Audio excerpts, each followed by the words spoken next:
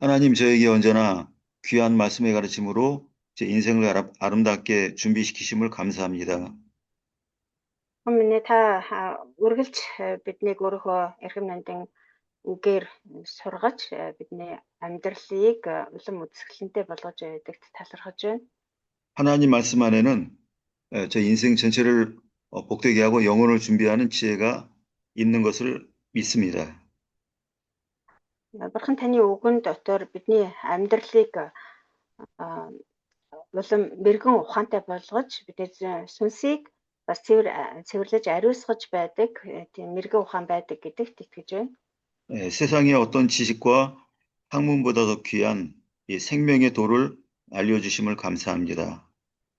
Энэ дэлхийн ямар ч мэдлэг болон эрдэм ухаантай зөвлөшгүй тийм ухааныг мэрэгэн ухааныг бас тэр замыг бидэнд зааж өгч байдагт баярлалаа. 하나님께서 주시는 것들이니 늘 하나님께 감사하며 소중히 간직하게 하여 주시고 Бурхан танаас авсан зүйлсээ үнэхээр эрхэмлэн нандинаж хадгалж сахиж явахад туслаарай. 주신 말씀들이 삶 가운데 또 사역 가운데 정확히 적용되게 하여 주시옵소서. Таны өгсөн тэр үгс бидний амьдрал болон үйлчлэлд хэрэгжихэд бас туслаарай. 하나님의 일하심이 풍성히 나타나는 하나님의 집으로 하나님의 몸으로 쓰임 받는 저희가 되게 하여 주시옵소서. Таны ажил үйлчлэлээр дүүрэн танд хэрэглэгддэг таны гэр болоход таны сүм болоход биднийг ашиглаж өгөөрэй. 그래서 저희를 통해서 하나님의 나라가 더 견고하게 세워지고 확정되어지는 일이 있게 하여 주시옵소서. Биднэр дамжуулан бурхан таны хаанчлал улам өргөжин тэлж бас батчин бөхчих болтугай.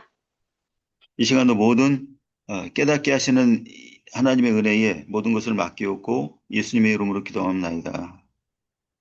Энэ цагт ч гэсэн бүгдийг ойлгуулж ухааруулж өгдөг таны нэгүсэлд энэ цагийг даатхан Есүсийн нэрээр залбирanгуйлаа. 아멘. 그 강의 시작하기 전에 여기 또 오신 분이 지금 우리 모세영 사모님 오셨고 그리고 한 번 더 오셨네. 네. 예, 강의 시작하기 전에 한 가지 좀 질문을 할 게 있는데요. 질문에 답을 하시는 분이 계시면 그냥 넘어가고 질문에 답을 하시는 분이 없으면 과제로 내드리겠습니다. За хичээл эхлэхээс өмнө та нараас нэг асуулт асууя. Тэгээд тэр асуултанд хариулбал цаашаа хичээлээ үргэлжлүүлээд хариулж чадахгүйсэн ч гэсэн хичээлээ үргэлжлүүлээд тэр асуултыг болвол та даалгаварт өгөөё. 우리가 지금 건축에 대해서 말씀을 들을 때 먼저 성전을 건축했고 그다음에 궁전을 건축했습니다. За тэгэхээр бид нар одоо нөгөө барилгын ажлын тухай яриад байгаа шүү дээ. Тэгээд ажлыг ихтэй эхлээд эхлээд болохоор сүмийг эзний өргөг бариад дараа нь хааны орд харсан байгаа. 성전과 궁전의 두 개 말에는 두 단어는 분명히 차이점이 있을 것이고 또 동시에 공통점도 있는 것입니다. Энэ эзний өргөө болон хааны өргөө орд хоёрт бол нийтлэг зүйлж байгаа бас ялгаатай зүйлж байгаа. 그러면은 성전과 궁전에 솔로몬의 성전과 솔로몬이 지은 성전과 솔로몬이 사는 그 집 궁전이 그 차이점이 뭔지 그 영적인 의미에 우리가 배운 말씀에 의해서 영적인 의미의 차이점이 뭔지 혹시 아시는 분이 있으면 이 시간에 답을 해주시기 바랍니다. 그 차이점만? 네, 차이점만요. 예. За тэгвэл одоо Соломоны нөгөө барьсан эзний өргөө болон бас хааны орд харш хоёрын ялгаатай талыг сүнслэг талаас нь юу гэж хэлсэн бэ гэдгийг үндсэн хичээл дээр тулгуурлаад хариулаарай.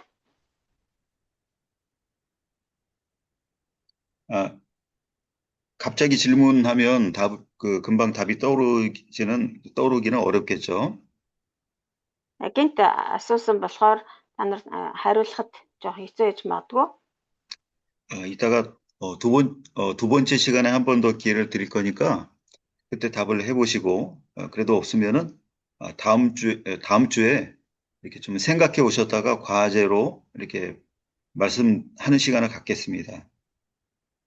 Тийм болохоор засварласны дараа одоо 2 дугаар цаг дээр хэрвээ хариулах хүн байвал хариулаарай. Тэр үед ч гэсэн хариулж чадахгүй бол дараагийн хичээл дээр та нар даалгаварт энийг олоод хийж ирээд тэгээд хариулаарай. 성전과 궁전이 용도 자체가 다르기 때문에 용도의 차이점을 말하는 것이 아니고 솔로몬에게 있어서 성전은 궁전과 무엇이 다르고 궁전은 성전이 무엇과 다른가 이제 이것이 중요한 문제입니다. мэдээж одоо хариулахдаа анхаарах зүйл нь бол мэдээж энэ эзний өргөө буюу сүм мөн хааны орд өргөө хоёр бол хэрэглээ нь бол тэртээ дөрвөө ялгаатай байгаа шүү дээ.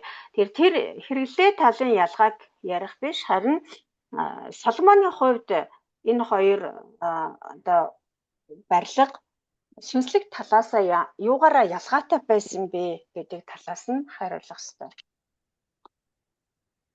말을 발표하는 내용이 많아지면 강의가 좀 어려우니까 강의에 어려움이 있으니까 두 줄 문장의 그 내용으로 두 줄 정도 적는 내용으로 이렇게 발표하시기를 부탁드리겠습니다. За тэгээд хэрвээ нөгөө хариулахтаа болохоор бас хитрхээ сонжруулж нуршсан тийм хариулт биш.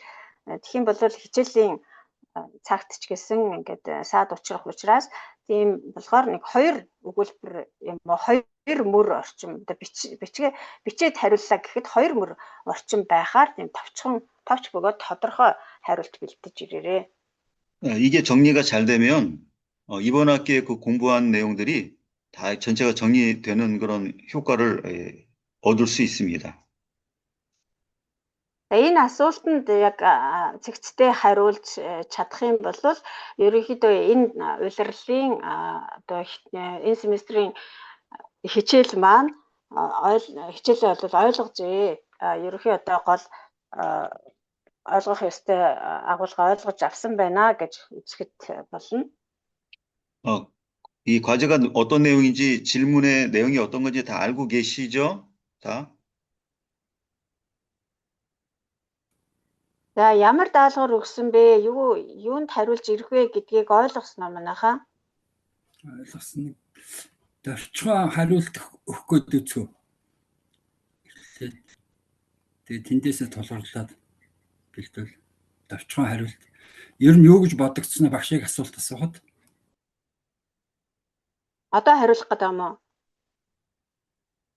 Одоо хариулъя гэж юм уу? Тийм, тэгж болох уу? Эхлээд ямар ч байсан нэг 지금 답을 해도 되느냐고 그러는. 예, 지금 말씀하실 분은 지금 말씀하셔도 되고요. 자, одоо хариулж болно гэж байна. Ерөнхийдөө ингэж бодсон. Одоо эзний өргөөг барьж байгаа нь болохоор Тэнгэрийн улсыг бэлэгдэж барьсан. Тэгээд өөрийнхөө одоо хоёр гол ялгаа нь гэх юм бол энэ сүнслэг бэлэгдэл байгаа. Нөгөөх нь болохоор Соломоны өргөө болохоор хүний амьдрах орон гэр. Энэ дэлхий дээр амьдрах, төр амьдрах орон гэр гэсэн юм утгаар л ойлгосон. Давчхандаг үйл юм. 성전은 하늘나라 천국을 상징하면서 지은 집이고, 그 궁전은 인간이 임시로 이 세상에서 살 때 임시로 사는 거처로 지었습니다. 아, 그렇게 이해를 했대요. 하나는 하늘에 관한 가르침이고 하나는 인간의 땅에 관한 가르침이다. 예. 좋은 답을 해주셨는데 이제 제가 드리는 말씀은 모든 분들의 그 답이 끝난 다음에 제가 이제 그때는 말씀드리겠습니다. 그것 좀 말씀해 За, 주세요. ямар ч гэсэн сайн хариулт байсан. Гэхдээ юу багшийн одоо хариулт нь болохоор хамгийн сүлд бүх оюутнуудыг хариулсны дараа багш хамгийн сүлд хариултыг нь хэлж өгнө гэж байна. Тэгэхээр бүх оюутнууд бэлдэж хариулах нь шүү дээ. 그러면 모든 학생이 답을 준비해야 된다는 거죠? 그렇죠. 뭐 준비 못 해오시는 분도 계시는데 선생님? 준비 못 하시는 분도 계시겠지만 음. 준비해 오신 분이 다 발표하고 나서 제가 이제 그 가르치고자 하는 내용을 그때 말씀드리겠습니다. За аль болох бүгдээрээ хариулахыг хичээх хэрэгтэй гэж байна. Яг нь зарим нэг нь бол хариулж чадахгүй байж болох юм. Гэхдээ аль болох бүгдээрээ хариулт бэлдэж ирээрээ. Тэгээд бэлдэж ирсэн оюутнуудыг хариулж дууссаны дараа хамгийн сүүлд багш хариултаа хэлнэ гэж. 그러면 우리 진도 7장 13절 볼 차례인데요. 7장 13절? 예. 죄송한데 지금 그 사무엘상인가요? 열왕기상이요? 네? 열왕기상. 예. 네.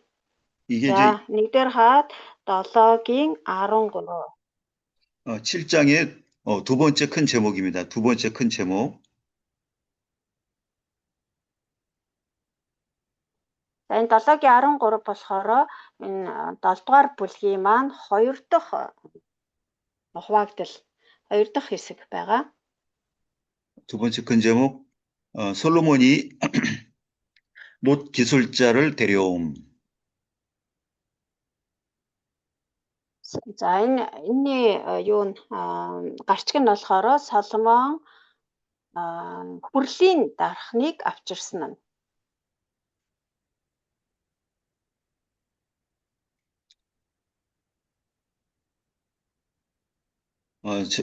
절은 13절부터 14절이고요. За ишлэл нь болохоор 13-аас 14 дугаар ишлэл. 13절과 14절 두 절 읽어 주십시오. За 13 14 уншия. Соломон хаан Тирээс Хирамыг авчруулахаар илгээв.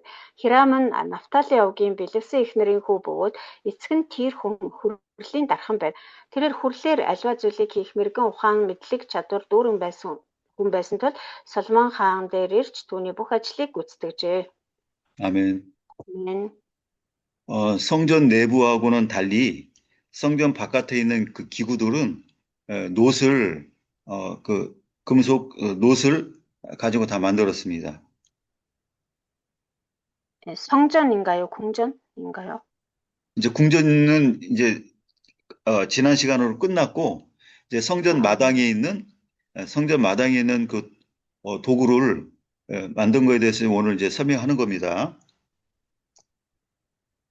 За одоо нөгөө юуны хааны ордны барилгын ажил ингээд төрөжин хичээлээр ингээд дууссан. Одоо болохоор тэр эзний өргөө буюу сүмийн дотоод 성전의 안쪽 바깥 다시 말씀해 주실래요? 성전 그 마당 뜰이라고 말하는 성전 그 마당 건물이 아닌 건물 바깥의 마당 성전 아니고 건물 바깥인 마당에 놓는 물건을 이제 만드는 거 거기에 대해서 이제 말씀하시는 거예요. Одоо болохоор тэр эзний өргөө буюу сүмийн гадаа хашаан дотор тавих тэр юунууд хэрэгслүүдийг хийх хүнийг одоо тэр хүрлээр цутгаж хийх хүнийг авчирч хийлгэж байгаа тухай өгүүлж байна. 근데 이 물건들은 놋으로 만들었는데 놋으로 만들기 위해서는 그걸 만드는 데 필요한 그 전문적인 기술이 그 있는 자가 그게 필요합니다.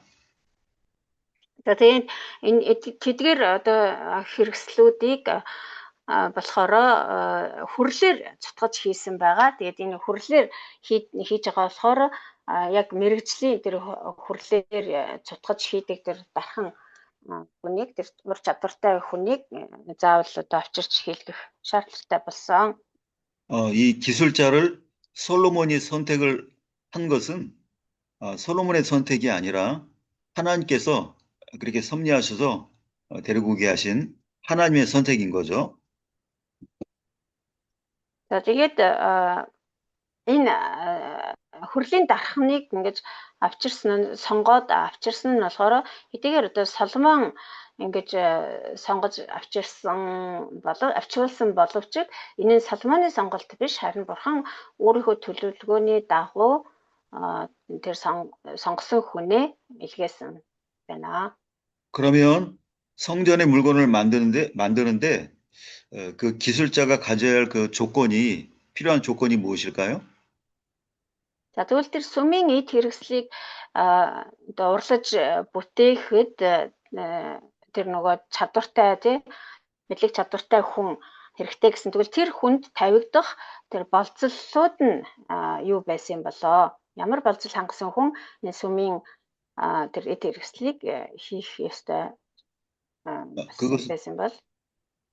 그것은 당연히 물건을 만드는 데 필요한 그런 훌륭한 지혜가 그 기술이 그 필요한 조건이겠죠.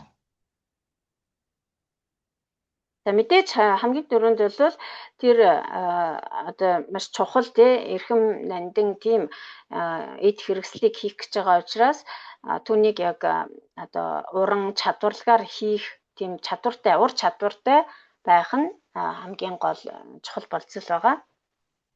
그런데 하나님을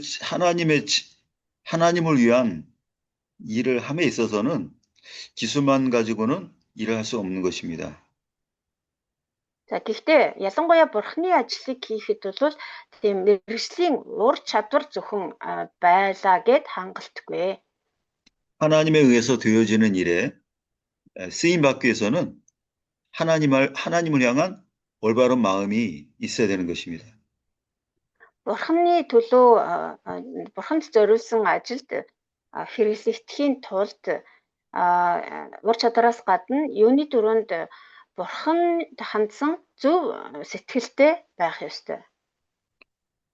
하나님을 사랑하고 하나님의 나라 이스라엘 나라를 사랑하는 자가 그 일을 할 자격이 되는 거예요. Бурханд хайртай, Бурханы ард түмэн болох Израильд хайртай байх нь бол энэ ажлыг Бурханы төлөө тэр ажлыг хийх одоо болцол нь байдаг байх нэ. Тэгээд ингэж хайрлж чадчих юм бол тэр хүн болцол хангасан гэсэн үг. 기술보다 더 중요한 것은 바로 믿음이고 또 올바른 마음입니다.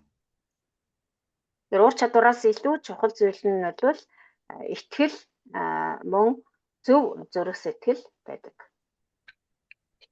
그러면은 여기 이 놋 기술자가 믿음이 있었다는 얘기인데 믿음이 있다는 말씀이 여기 어디 나올까요? За тэгвэл энэ Соломоны авчруулсан энэ хүрлийн дархан болохоор итгэлтэй хүн байсан байж тарах гэдэг юм тийм ээ. Тэгвэл тэр хүн одоо итгэлтэй хүн байсан гэдгийг нь нотлох одоо ишлэл хаана байна вэ? 이 히람이라는 사람은 아버지가 두로 사람이기 때문에 이방인이라고 그렇게 볼 수도 있어요. За энэ хүний нэр нь болохоор Хирам гэдэг нэртэй. Тэгээ энэ Хирам гэдэг хүн болохоор Тирээс ирсэн гэж байна. Тэгэхээр Тир хүн буюу эцэг нь бас Тир хүн гэж байна шүү дээ, тийм ээ. Тэгэхээр эцэг нь Тир хүн юм чинь мэдээж энэ Хирам бол хариу үндэсний хүн гэдэг нь ойлгомжтой. 근데 여기 그 재능 그러니까 이 지식이나 기술 그런 재능이란 말 앞에 지혜와 총명이란 말이 먼저 나오죠. За тэгэхдээ энэ 14 дэх эшлэлээс харах юм бол энэ хүн бол мэрэгэн ухаан мэдлэг чадвар дүүрэн хүн байсан гэж байна тий. Гэхдээ энд болохоор чадвар гэдэг үгнээс өмнө эхлээд мэрэгэн ухаан ба мэдлэг гэдэг үг түрүүнд нь гарч байна. 성경에 기록되어 있는 지혜라는 말은 세상이 말하는 것과는 다른 하나님이 주신 지혜를 항상 말하는 겁니다. Тэгээ Библиэлд мэрэгэн ухаан гэж хэрвээ гарч байгаа юм бол мэрэгэн ухаан гэдэг үг таарлах юм бол энэ дэлхийн одоо мэрэгэн ухаан биш. Оюун ухаан ч гэдэг юм уу мэрэгэн ухаан биш. Харин Бурханаас ирдэг Бурханы өгдөг тэр Бурханы мэрэгэн ухааныг үргэлж одоо зааж идэг илэрхийлж байдгаа гэдгийг мартаж болохгүй. 지혜라는 것은 지혜를 가지고 있다라는 말은 성령께서 그를 통해서 일을 하신다는 의미가 있는 거예요. Тэгэхээр энэ хүн мэрэгэн ухаантай байсан, мэрэгэн ухаан мэдлэг чадвар дүүрэн байсан гэдэг нь бол одоо тэр мэрэгэн ухаан нь Бурханы мэрэгэн ухаан. Өөрөөр хэлбэл ариун сүнс тэр хүнтэй хамт байж тэр Бурханы мэрэгэн ухааныг дүүргэж өгснөөрөө тэр хүн тийм чадварлаг ажиллаа чадварлаг хийдэг байсан гэсэн үг. 그러니까 성령님의 인도하심과 그 감동을 받는 자라야 하나님을 위한 일을 할 수가 있다라는 거죠. Тэгэхээр ариун сүнснээр удирдуулж, ариун сүнсээр хөдөлгөгдсөн хүн байж ижил Бурханы ажлыг хийж чадна гэсэн үг. 성전이 아닌 이전에 성막을 만들 당시에도 그때 노수로 만든 물건들을 그때 만들었던 기술자가 있었습니다. Энэ сүмийг барихаас өмнө асар ариун асрын үе байсан тийм ээ. Тэр асар майхан дотор мөрөглөө өрөвдөг тэнд бурхан оршдог байсан. Тэр цаг үед бол тэр асрын гадаа бас тавих ёстой хүрэл тогоо хүрэл тэнгис гэх мэтчлэн тэр эд хэрэгслийг цутгаж хийсэн тэр хүрлийн одоо мастер тэ дархан уран дархчуд бас байсан. 출애굽기 31장 2절부터 4절까지 출애굽기 31장 2절부터 4절까지 읽어 주십시오. Гэтэл номын 31-ийн 2-оос 3-ыг уншиж өгөөрэй.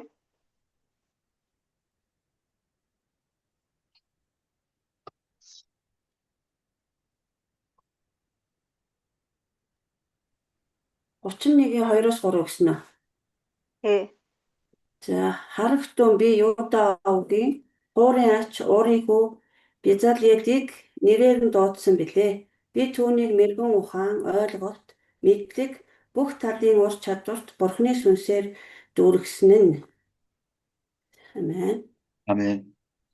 여기 브살렐이라는 사람이 노수로 또 금과 은으로 여러 가지 그 세밀한 물건을 만드는 그 재주가 있다고 그랬죠.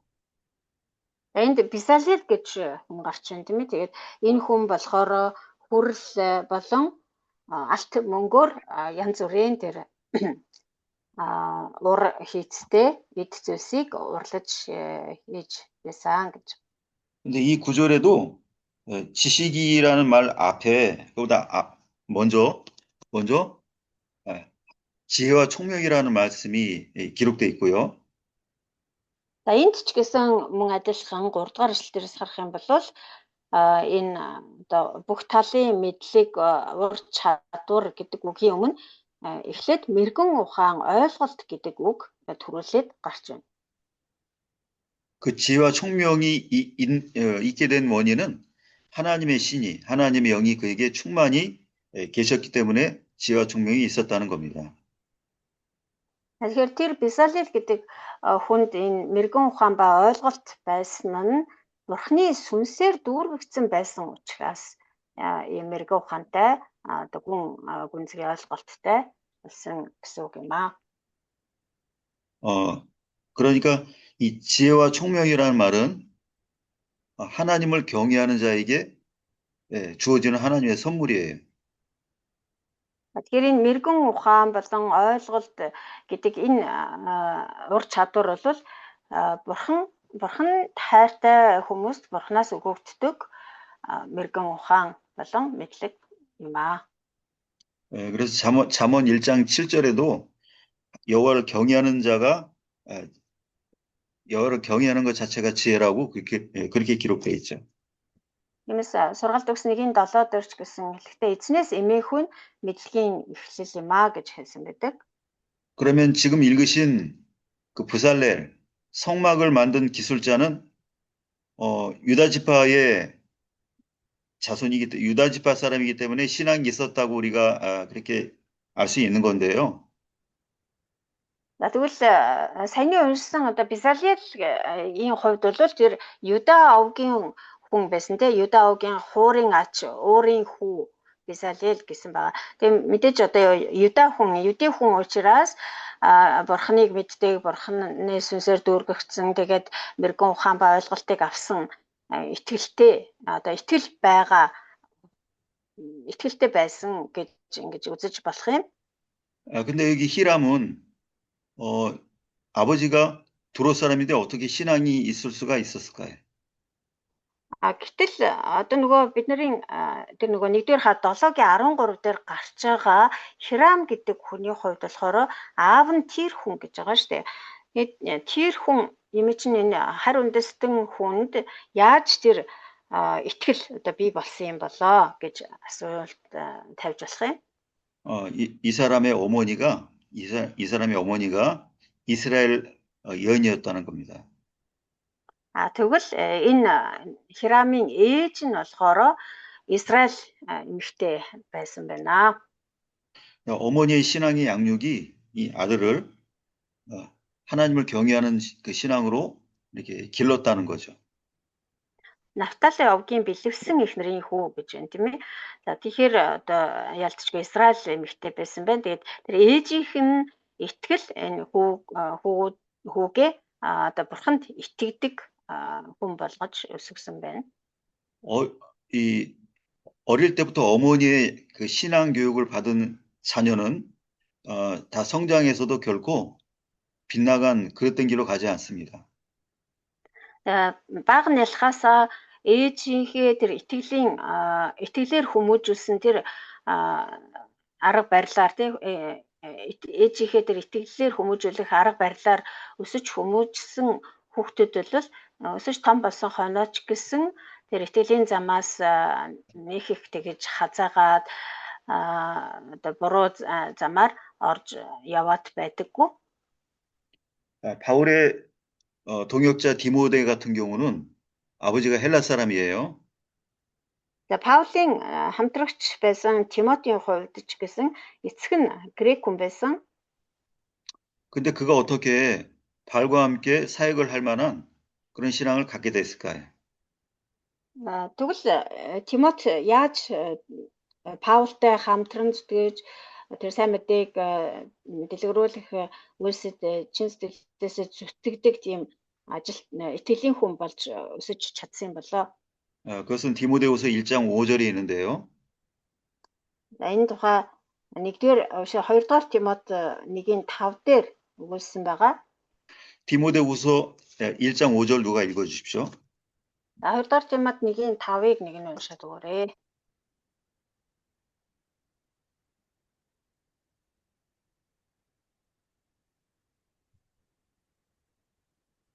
хийчихээ. 2-р Тимот заалж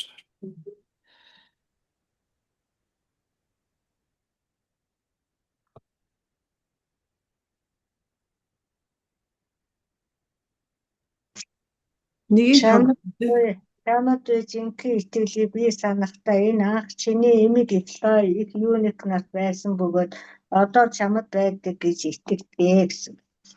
아멘. Нэ одоо чамд байдаг. 이렇게. 디모데의 신앙은 어머니로부터 어머니 유니게로부터 이렇게 물려받은 것이고요. Эндээс харахад Тимотийн итгэл бол өөрийн их юникээс өвлөж авсан итгэл байжээ гэдгийг харж байна. 또 그 어머니는 또 그의 어머니 그러니까 디모데의 외할머니 로이스로부터 또 신앙을 물려받은 거죠. За тэгвэл Тимоти их юник нь болохоор тэр итгэлээ хаанаас өвлж авсан юм бэ? Хинээс өвлж авсан юм бэ гэхээр өөрийн их лой буюу Тимотийн нагц эмээ гэс өвлөж авсан итгэл байна. 그래서 어머니가 어머니를 양육하고 그 어머니가 또 디모데를 양육한 겁니다. Тэгэхээр нагц эмээ нь буюу ээжийнх нь ээж нь ээж Лой гэдэг эмээ нь Тимоти ээж Юникийг тэр итгэлээр өсгөж хүмүүжүүлсэн. Тэгээ Тимоти ээж Юник болохоор өөрийнхөө Тимотиг тэр итгэлээрээ өсгөж хүмүүжүүлсэн байна. 그래서 어머니의 신앙 교육에 어머니 역할이 굉장히 중요하기 때문에 유대인들은 어머니가 이방인이라면 아버지가 유대인이라도 유대인으로 인정을 안 해줘요. Энэ мэтчлэн одоо ээжийн талын итгэл болвол тэр өөр хүүхдэд маш чухал гэж үздэг учраас юдэчүүд одоо ээж аав хоёрынх нь аав нь юдэ ээж нь харь үндэстэн байх юм бол тэр харь үндэстэн ээж юдэ аав хоёрын дундаас төрсөн хүүхдийг юдэ хүн гэж үздэг. 또 반대로 아버지가 비록 이방인이지만 어머니가 유대인이면 그 사람을 유대인으로 인정해 줍니다. Харин эсвэргээр аав нь харь үндэстэн байлаач гэсэн ээж нь юдэ хүн юдэ эмэгтэй байх юм бол тэр хоёрын дундаас төрсэн хүүхдийг юдэ хүүхэд гэж тооцдог байсан. 그러니까 신앙이 있고 없고의 여부가 아버지의 역할보다는 어머니의 역할이 더 중요하기 때문에 그것으로 유대인들도 판단하는 겁니다. 지금도 그래요? 네, 지금도. Одоо ч гэсэн тэгж үздэг гэж байна шүү. Тэгэхээр итгэлийн хувьд бол ээжийн нөлөөлөлтэй ээжийн үүрэг ролыг маш их чухалчилж үздэг учраас ээжийнх нь итгэл хэрэг хүүхдэд нь өвлөгдсөн байх юм бол тэр хүүхдийг юдэ мөн гэж үздэг байсан. 아авын одоо тэр удам угсаа бол хамаагүй байдаг ажээ. 그러니까 히람에게 하나님의 지혜가 있었다는 것은 하나님께서 그를 사용하신 것이고 그 이유는 그가 어머니의 신앙을 가지고 있었다는 증거가 되는 거죠. Тэгэхээр энэ нөгөө Хирам гэдэг хүн тийрээс ирсэн тий хэдийгээр эцэг нь тийр хүн байсан ч гэсэн тэр мэрэгэн ухаан болон мэдлэгээр дүүрэн байсан гэдг нь бол Бурхан түүнд тэр мэрэгэн ухаан мэдлэгийг өгсөн гэсэн үг. Тэгээ тэр мэрэгэн ухаанаараа мэдлэгээрээ Бурханд хэрэглэгддэг байсан. байсан гэдгийг илэрхийлж байна. 하나님을 위해서 일하는 사람은 기술이나 지식보다도 하나님을 사랑하는 마음과 성령님의 일하심이 있어야지만이 하나님의 일을 할 수가 있다라는 겁니다. Бурхны төлөө ажилдаг, Бурхны ажлыг хийдэг хүмүүс бол ур чадвар, мэдлэг одоо оюуны одоо мэдлэг чадвараас илүү юуны өмнө Бурхныг хайрладаг, бас Бурхны тэр мэрэгэн ухаанаар дүүргэгдсэн бас зөв зүрх сэтгэлтэй, итгэлтэй хүмүүс байх ёстой. 출애굽기 31장 6절 말씀 누가 또 읽어주십시오. За Гитлэл намын 31-ийн 6-аг бас нэг нь уншаад өгөөрэй.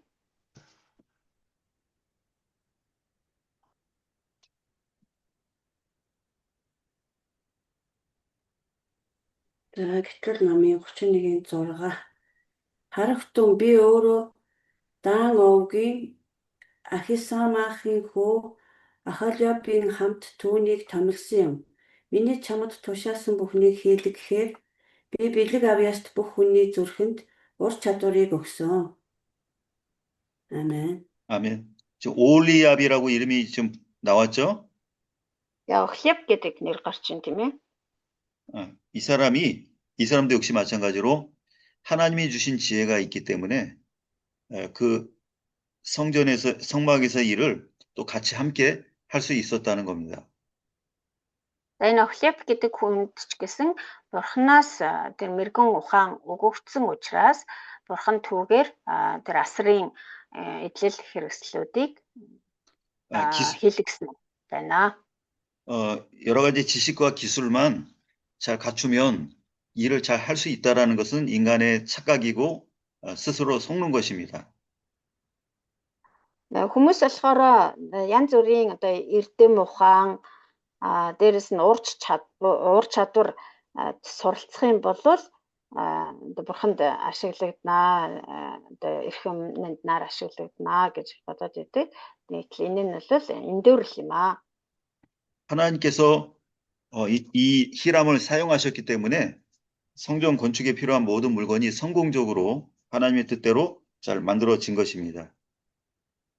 За тэгээ бурхан Хирамыг одоо таалж түүнийг ашигласан, түүнийг хэрэглэсэн учраас сүмд тэр эзний өргөнд хэрэгтэй бүх эдлэл хэрэгслүүдийг амжилттайгаар урлан бүтээж дуусгасан байна. 세 번째 큰 제목이요.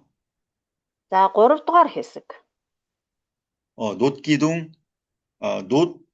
두 기둥을 다시 말하겠습니다. 놋 기둥 둘을 세움 이렇게 적으시면 됩니다. 놋 기둥 둘을 세움.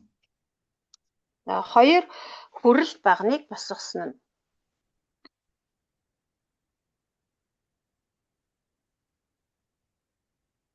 15절에서 22절까지고요. 15-аас 22 дугаар ишлэл. 15절에서 22절까지 한번 읽어 주십시오. 15-аас 22-ыг уншия. Тэрээр хос хүрэл баг нь бүтээсэн бөгөөд тус бүрийнх нь өндөр 18 тохой, тойргийг нь олсоор хэмжвэл 12 тохой байлаа. Тэдгээрийн оройд тавих хос догийг тэр мөн хүрэлт сутхан бүтээжээ. Нэг багны дог 5 тохой, нөгөө багны догч 5 тохой өндөр байв. Багны оройд тогтоосон догийн чимэглэл торон сүлжээс бас тус бүрд нь 7 ширхэг гинжин унжлагыг тэр уралжээ. Тэгээд Хирам багнуудын оройд байх догийг хужих торон сүлжээсний дээр 2 игнэгээр тойруулан анаруудыг бүтээжээ. Нөгөө дог дээр ч мөн адил тэгж хийв. Багны оройд дах дог нь 4 тохой өндөр бөгөөд сараан цэцгийн дүрстэй байв. 2 багны оройд дах догууд цүлхийсэн торон чимэглэлтэй бөгөөд 200 ширхэг хүрэл анарыг дог тус бүр дээр игнэд үсгэн уралжээ. Тэрээр хос багныг сүмийн үүдний танхимд босгов. Баруун талд босгосон багныг Яхин гэж нэрлэв. 자모님 잠깐만요. 다 읽지 마시고요. 이게 22절까지 길기 때문에 거기까지만 읽으시고 나중에 또 읽겠습니다. 예, 나중에 또. 지금 몇 절까지 읽으셨죠? 21절까지. 21절까지 읽으셨죠? 21절 중간까지. 예, 21절 중간이요? 예, 알겠습니다. 그러면 우선 설명을 하고요. 네, 너무 길어서. За хитрхи урт байгаа учраас ингээд дундаас нь таслаад дараа нь гүцээгээд уншия гэж байна. 이 전체가 놋 기둥의 그 만들어진 모양을 크기와 모양을 설명한 건데요. За хос хүрэл баг нь буюу 2 одоо хүрэл багныг хийж бүтээгээд босгосон тухай өгүүлж байна. Хэмжээ нь ямар байсан бэ? Яаж бүтээсэн бэ гэдэг. 이 내용은 8개의 내용으로 나눠집니다. За энэ хос хүрэл багны тухай одоо бүтэц хэлбэр дүрс нь болохоор дотор одоо 8 бүтэцтэй байгаа. 8 төрлийн бүтэцтэй. 8개의 내용으로 나눠지는데 이제 거기서 이제 그 전에 놋이라는 재료와 기둥이라는 말의 의미에 대해서 먼저 설명하고 들어가겠습니다. Энэ 8 одоо энэ бүтцээр задлж тайлбарлахаас өмнө эхлээд энэ хүрэл гэж юу юм бэ? Энэ хүрэл гэж ямар шинжтэй, ямар онцлогтой металлын бас багна гэж ер нь ямар одоо үүрэгтэй зүйл вэ гэдэг талаар тайлбарлая. 이 놋이라는 말 자체가 그 말의 그 어원, 말의 그 뿌리의 의미가 뿌리되는 의미가 뱀이라는 말과 똑같은 그 의미가 있어요. 놋이라는 말이. Энэ хүрэл гэдэг энэ үгийн язгуур одоо утгыг нь аваад үзэх юм бол могоо гэдэг үгтэй нэг язгууртай үг байдаг.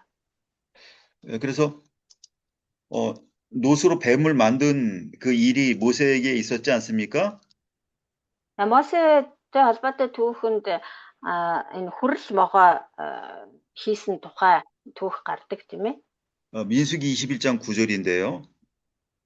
За тооллого намын 21-ийн 9-дэр энэ тухай гарч байгаа. 이 모양의 그 뱀의 모양과, 그러니까 모양의 의미인 뱀과 그 재료의 의미인 놋이 의미가 같은 의미로 이렇게 연결됩니다. За тэгэхээр энэ одоо тэр хүрэл могоо хийсэн тэр дүрсний хувьд одоо могоо дүрс хийсэн гэж байгаа. Хийсэн материалын хувьд бол хүрлээр хийсэн гэж байгаа. Тэгэхээр энэ хийсэн материал болон хэлбэр дүрсийг илэрхийлсэн энэ хоёр үг болохоор яг адилхан утгыг илэрхийлдэг байх нэ. Энэ дүрсний хувьд могоо гэдэг үг тэр хийсэн материалын хувьд хүрэл гэсэн материалаар хийсэн гэдэг. Энэ хоёр хүрэл гэдэг үг, могоо гэдэг хоёр үг болохоор утга нэг байт юм байна. 그래서 이 뱀은 처음에 에덴 동산에서 하와를 타락시킬 때부터 하나님의 저주를 받았죠. Энэ могоо гэдэг амьтан болохоор анх Эден цэцэрлэгт Еваг мэхэлж өрөө татсан, залилж мэхэлсэн тэр үеэс эхлээд Бурхны хараалыг хүртсэн. 그리고 모세가 그 뱀의 모양을 나무에 달았다는 것은 뱀은 저주받은 범죄한 인간을 상징한다는 걸 말씀해 주시는 거예요. За тэгээд Мосегийн үед болоод ирэхээр Мосе тэр хүрлээр могоо хийж тий одоо энэ могоон дүрсийг хийсэн хэлбэр дүрсийг хийгээд тэр шорон дээр шураг дээр байрлуулсан гэдг нь болохоор нэгсэнд одоо модонд хатгсан модонд үлгэж одоо хатгаж ингэж үлгсэн гэсэн үг шүү дээ. Тэгэхээр энэ могоо гэдэг бол угаасаа ингээ харагдсан амтан тэгээд тэр модонд үлгөгднөө гэдэг нь болохоор энэ модонд үлгөгдсөн бүхэн бол харагдсан байдаг юм гэдгийг илэрхийлсэн утгатай байгаа. 갈라디아 1장 13절 적어 놓으시고요. Галаад 1-ийн 1장 13절. 예. Галаад 1-ийн 13 гэд тэмдэглээд бичээд аваарай. 거기 보면 나무에 달린 자는 저주받은 자라고 기록돼 있죠. Галаад 1-ийн 13 дээр энэ тухай маш тодорхойлсон Галаад 1장 13절이요? 네, 1장 13절. 예. 아닌 것 같은데요. 잠깐만요. 갈라디아. 제가 말을 잘못했네. 3장 13절. 3장 이렇게. 3장 13절. 네. 1-ийн 13 биш 3-ийн 13 юм байна. 네, 3장 13절. 예. За Христ бидний төлөө хараал болсноор бидний хуулийн хараалаас зайлсан юм учир нь модон дээр үлгөгдсөн хүн бүр харагдсан гэж бичигдсэн байдаг. 그럼 그 나무에 달렸다는 것은 예수님이 십자가에 달려 돌아가시는 것을 모두 미리 알려주는 그런 이전에 있었던 일들입니다. Тэгэхээр энэ модон дээр үлгөгдсөн шурагт одоо үлгэж байрлуулсан гэх мэт эдгээр одоо илэрхийллүүд нь болохоор Есүс Христийн тэр загалмай дээр цовдлогдож нас барсах тухай тэр залилтыг тэр үхлийг урдаас бэлэгдэж илэрхийлсэн тэмдгүүд байсан байх нь. 그러니까 예수님이 나무에 달려 돌아가셨다라는 것은 모든 인간들이 다 그와 같은 죽음을 당해야 다 저주받은 존재라는 것을 알리는 거예요. Энэ нь бол одоо Есүс харагдсан гэсэн үг биш ээ. Харин Есүс тэр харагдсан нэгэн мэт модон дээр буюу загалмай дээр өлгөгдсөн, цовдлогдсон гэдэг нь бол бүх хүн төрлөختөн яг тэгж одоо загалмай дээр цовдлогдсон Есүс шиг ингэж загалмай дээр цовдлогдсон одоо харагдсан нэгэн мэтэр биш загалмай дээр цовдлогдсон модонд өлгөгдсөн нэгэн мэтэр бүгд хараагдсан байдаг юм аа. Бурхны хараалыг хүртсэн байдаг юм аа гэдгийг илэрхийлсэн. 그러니까 성전 마당에 있는 물건을 노수로 만들었다는 것은 하나님의 성소에 들어가지 않은 인간들은 다 저주받은 인간이라는 걸 의미하는 것이고요.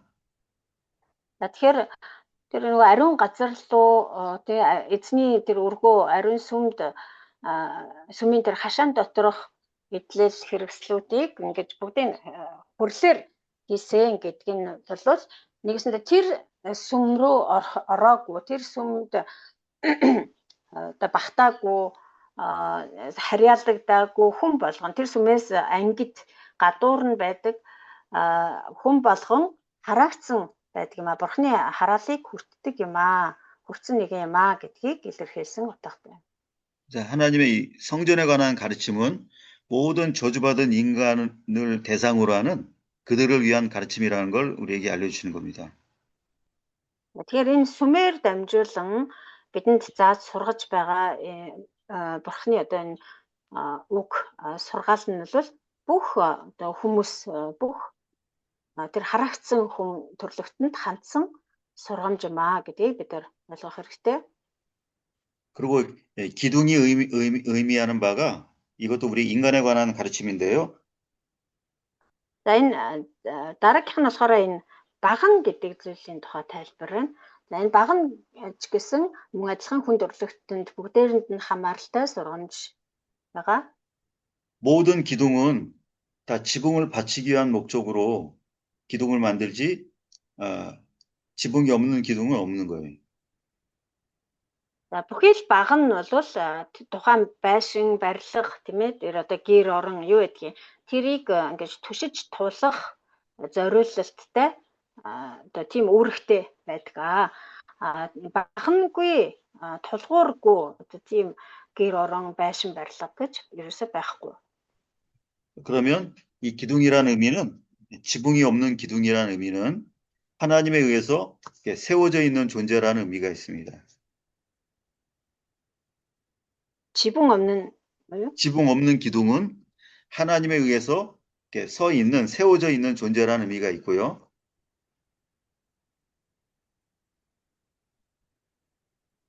하나님에 의해서 세워져 있는 존재. 네.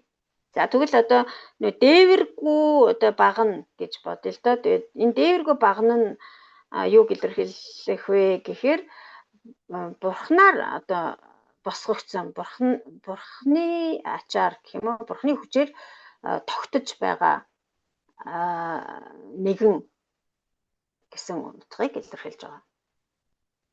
땅에 있는 모든 짐승과 벌레나 생명체는 다 네 발 내지 또 여러 발로 기어다닙니다.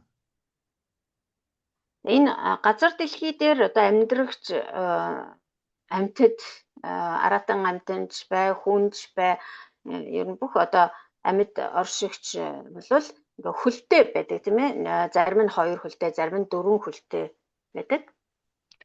그러나 세워져 있는 이렇게 서 있는 존재는 인간밖에 없는 거예요. Одоо амьтад ч гэдэг юм уу тийм хүнээс бусад бүх амьтад бол ингээ зарим нь 2 хөлөөрөө зарим нь болохоор ингээд юугаараа 4 хөлөөрөө ингээд одоо явдаг тулж ингээд явдаг. Харин ганцхан хүн л ингээд 2 хөл дээрээ босоогоороо явдаг. 근데 그럼 원숭이는 그 원숭이 종류는 서 있지 않습니까? 누가 질문하는 사람도 있는데요. За тэгэхээр зарим хүмүүс ингэж асуудаг л да. Зөвхөн нөө сармагчин байгаа шүү дээ тийм ээ. Сармагчингийн янз бүрийн төрлийн одоо сармагчингууд болохоор босоогоороо бас явдаг штэ. Ингээд асуудаг. 원숭이는 네 다리로 두 다리가 아닌 네 다리로 뛰다가 두 다리를 딛고 서는 거지 사람처럼 다리가 2개, 팔이 2개가 아니라는 거예요. тий сармагчингийн төрөл болвол одоо ер нь бол 4 хөлөөрөө л явдаг. Тэр тэр дөрвөн мөч нь бол хөлний үүрэгтэй. Тэрнээс биш одоо гарны юм уу тийм одоо үүрэгтэй биш. Тэгээд одоо хурдан давхих ч юм уу, хурдан одоо гүөх ч юм уу тий.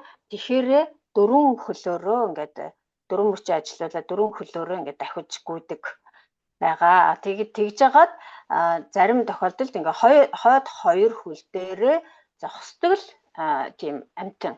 Тэрнээс ш яг хүн шиг ингээд хүн тэгдэггүй штэ, хүн одоо гүйж харайхтаа хурдан явж мохороо дөрвөн хөллөл мөлхөл тэгснээ заримдаа одоо амархаараа ч юм уу юу зогсох болохоор хөл дээрээ ингээд босоод зогсдог тийм биш шүү дээ. Амьтад болохоор дөрвөн мөч нь бол яг тийм хөлний үргээ гүйцэтгээд харин зарим тохиолдолд ингээд хойд хоёр хөл дээрээ босоод зогсдог гэсэн. Гэтэл хүн ганцаараа бол ингээд хоёрхан хөл дээрээ ингээд тэнцэж зогсож босоогоороо амьдардаг, оршдог байгаа. 근데 몸이 서 있는 것보다 더 중요한 것은 하나님의 어느 위치에 우리를 세워두시는 것이 그게 더 중요한 의미가 있는 거죠. Тэгэхээр бидний энэ дөрвөн мөчийг бол дөрвөлнгийн хөл гэж үзэж болохгүй шүү дээ. Хүн бол хүний одоо гарыг бол гарал гэж нэрлэдэг. Тэрнээс ш хойд хоёр хөл, урд хоёр хөл гэж нэрлэдэггүй. Ингээ тус бүртэй, юм өргөтэй, тус бүртэй тустай эрхтэн байгаа. Тэгээд хүн ингээд хөл дээрээ тогтож одоо зогсож байх нь одоо чухал байдаг ч гэсэн тэрнээс илүү чухал зүйл нь болвол Бурхан биднийг хаана зогсоож байна вэ гэдэг нь маш чухал. 그래서 세운다라는 말은 일을 맡긴다라는 말과 똑같은 의미로 쓰여지는 말입니다. Тийм учраас энэ баг нь босгох гэж яриад байгаа шүү дээ. Хүнийг бол босгох гэж. За бас ярьж болох юм те. Бурхан биднийг босгон байгуулдаг одоо босгож өгдөгөө гэдэг шиг хүнийг бол одоо зогсоох одоо зоох, байрлуулах гэх юм уу да юу гэх юм бэ? Байрлуулах гэдэг юм уу, тавих ч гэдэг юм уу. Энэ багны хувьд болохоор одоо хаа нэгтэй газар ингээ байрлуулж зоож ингэж босгож тавина тийм үү? 사도행전 13장 2절 읽어주십시오. Үйлс намын 13-ийн 2-ыг уншаарай. 13장 2절이죠. 예. Үйлс 13-ийн 2-ыг уншаарай.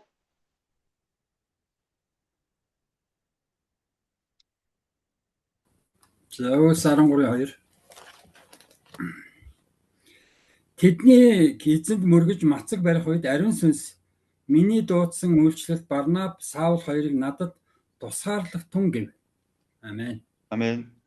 여기에 이 세운다라는 말이 가만히 서서 있는 게 아니라는 건 다 아시겠죠? Энэ зогсоох, байлгах гэдэг энэ үгийг нь болохоор одоо зүгээр л нэг газар ингээд зоогоод орчин гэсэн үг биш гэдгийг тийм утгатай биш ээ гэдгийг ойлгож байгаа юу бүгдээрээ.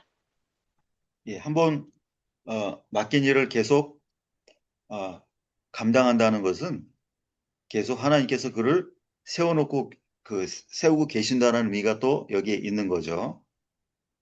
Энэ зогсоох, байрлуулах, босгох гэсэн утгатай энэ үгний цаана бол Бурхан одоо биднэрт ямар нэгэн үүрэг даалгаврыг өгөх гэсэн утга юу бас агуулгадчих байгаамаа. 또 갈라디아서 2장 9절에 보면은요. За мөн Галаат 2-ын 9-ыг харъя. 갈라디아서도 한번 읽어보는 게 좋을 것 같습니다. 예. 2장 9절. уншаад өгөөрэй 2-ын 9-ыг.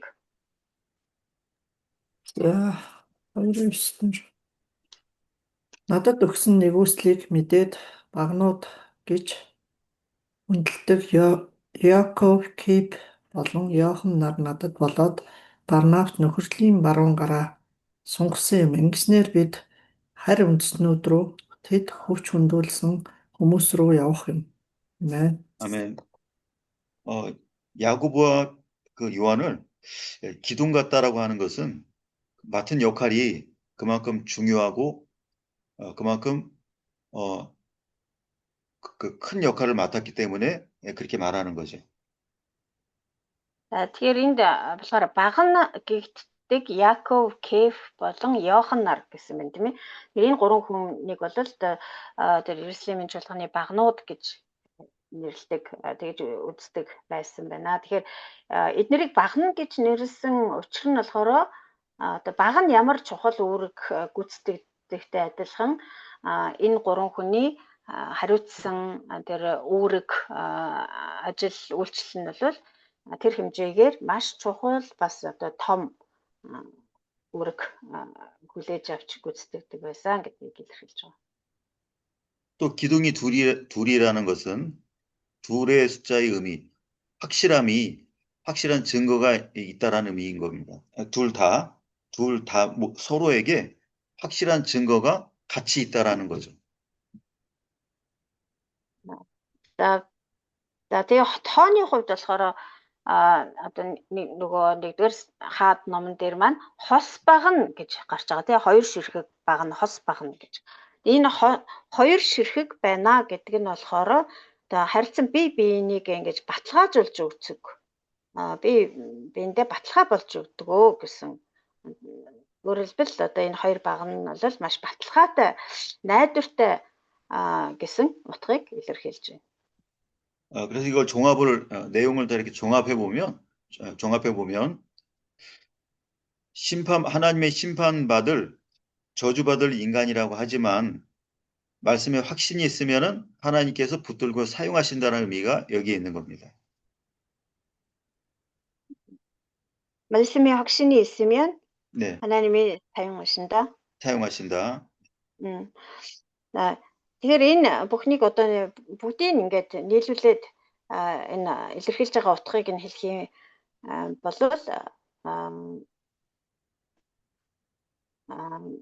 хэдийгээр одоо бурхнаар шүүгдэх ёстой, бурхны шийтгэлийг хүртэх ёстой хүн төрлөختөн боловч бурхны үгэнд бат итгэлтэй байх юм бол бурхан тэр хүнийг ашигладаг, хэрэгэлдэг гэсэн ийм утгыг илэрхийлж байгаа. 10분 쉬었다 하겠습니다.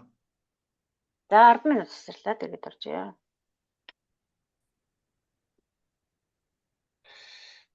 아까 시작할 때 과제 내드린 것에 대해서 좀 말을 하겠는데요. За хичээлийн эхэнд нэг даалгавар өгсөн байгаа тий тэр тухайгаа хэлье. 성전과 궁전에 서로 다른 말이지만 공통점이 무엇이 있는가를 제가 먼저 설명을 하겠습니다. За багш хариултыг хэлж өгөө гэж хоёулаа мэдээж өөрөөр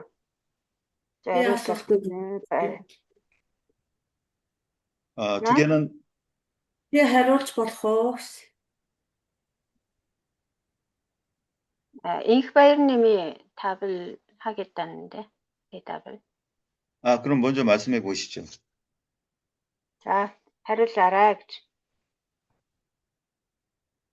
Ялгаатай талын би голно. Бурхны өргөө яг нэг Есүс Христийг харуулсан байдаг. Ариунаас ариун газар гэдэг ариун газар дах тэр идэмс болохоор яг Есүс Христийг харуулсан байдгаараа ялгаатай. Ижил тал нь болохоор Бурхны сүм гэдгээр адилхан тэгээд үүрэг хариуцлах нь бас адилхан байгаа. Бурхны сүмд ч адилхан тэгээ гэртээ тэгээд тэр өөрийн өргөндөөч бас адилхан үүрэг хариуцлах. Зөвхөн ялгаатай талыг нь гэсэн.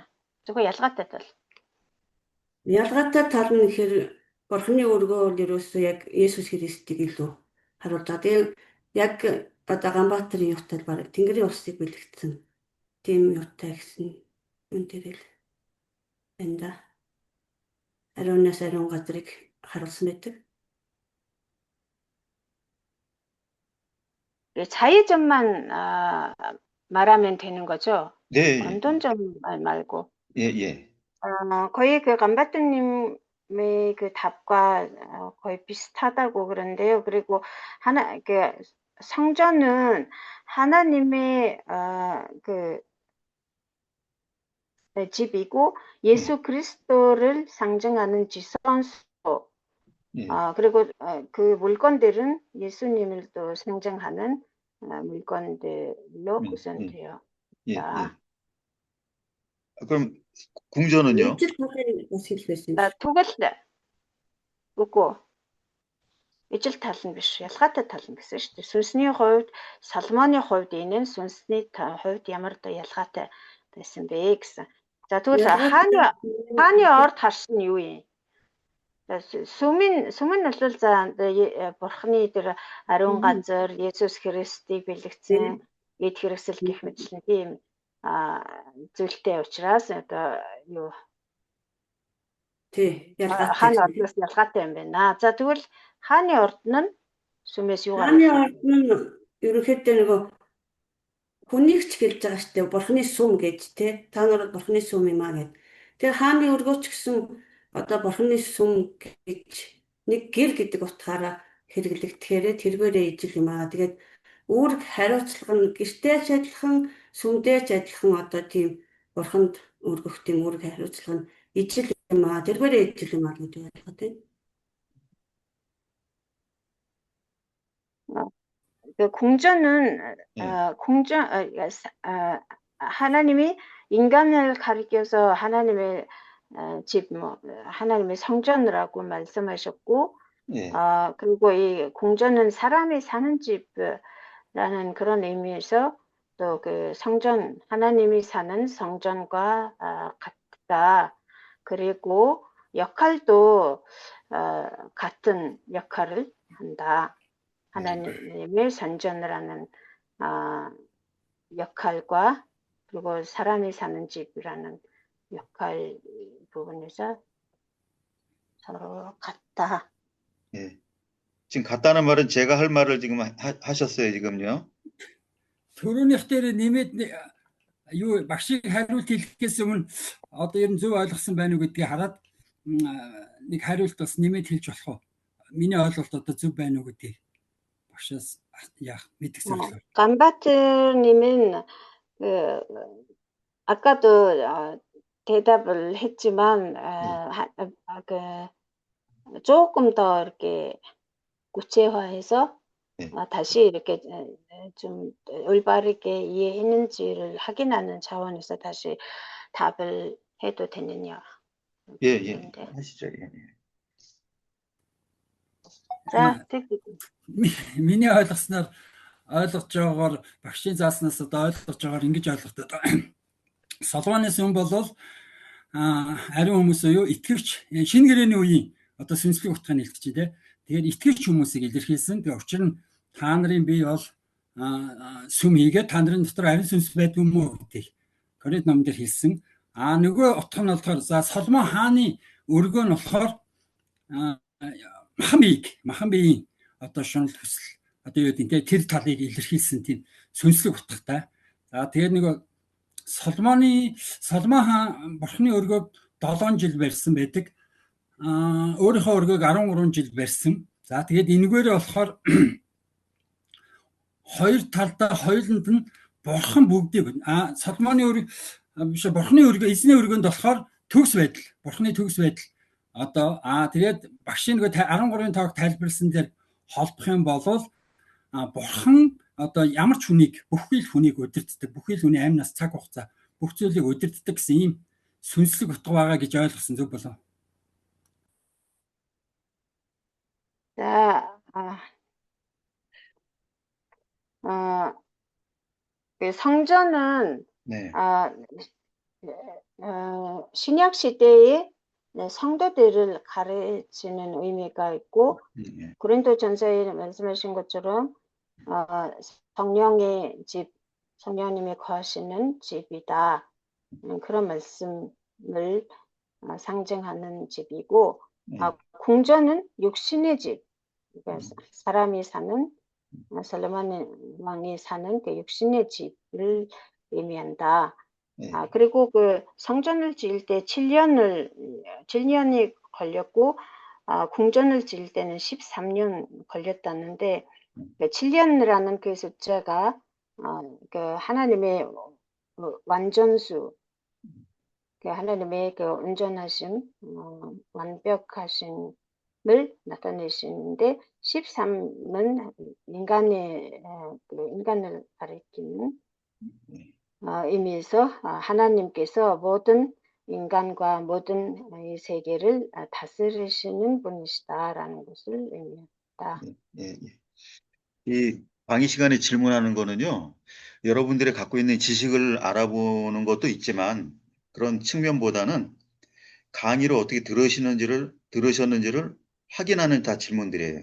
요거 말씀해 주시고요. За тэгээ хичээл дээр тавьж байгаа энэ асуултууд болохоор зорилго нь юу юм бэ гэхээр та нарын одоо мэдлэгийг шалгах зорилго нэг талтай байгаа ч гэсэн бас нөгөөтэйгүр ер нь хичээлээ яаж сонсож байна вэ? Хичээлээ ойлгож сонсож байна уу гэдгийг шалгах зорилттой, нэгтэлж шалгах зорилттой асуултууд байгаа. 그래서 어느 시간이나 교수님이 질문할 때는 그 시간에 들은 말씀을 사용해서 그 시간에 들은 말씀을 동원해서 그 대답하는 것이 바로 그 교수님이 원하는 대답입니다. Тийм учраас одоо ямар ч багш те ямар ч хичээлийг зааж байгаад та нараас асуулт асууж болно. Тэгээ тэр үед багшийн хүсэж байгаа хариулт нь болвол ямар хариулт өгдөг вэ гэхээр яг тухайн багшийн зааж байгаа хичээлүүд дундаас ялангуяа одоо яг тухайн цаг дээр хэрвээ одоо цаг дээр заагдсан хичээлийн агуулгууд дундаас тэр агуулга ашиглаад тэр хичээл дээр заасан одоо үг гэдэг юм уу тэр агуулгыг ашиглаад хариулах юм бол тэр нь яг багшийн одоо өгсөн хариулт байх магадлал өндөрөө. 그래서 두 분이 대답을 하셨기 때문에 다음 주로 넘기지 않고 이 시간에 이제 설명을 하고 넘어가겠습니다. Тэгэхээр хоёр оюутан хариулсан учраас дараагийн хичээл гэж хойшлуулгүйгээр энэ цагт би тайлбарлаж хэлж өгье. 성전과 또 궁전의 공통점은 둘 다 똑같이 하나님의 집이라는 공통점이 있어요. Эхлээд нийтлэг талыг нь ярьчихъя гинэ. За юу эзний өргөө болон хааны өргөө хоёр бол хоёулаа одоо гэр гэдэг утгаараа бол нийтлэг гэдэг утгаараа адилхан. 궁전이 왜 하나님의 집이 되냐면 왕은 하나님이시기 때문에 왕이 거하는 그 사람도 바로 궁전인 겁니다. 잠시만요. 성전과 궁전이 둘 다 하나님의 집이라고요? 네, 하나님의 집이라고 지금 말했고요. 예. 그 말 지금 하신 거죠? 하나님이라는 말을 빠뜨렸어요. 네, 그거 다시 얘기해주세요.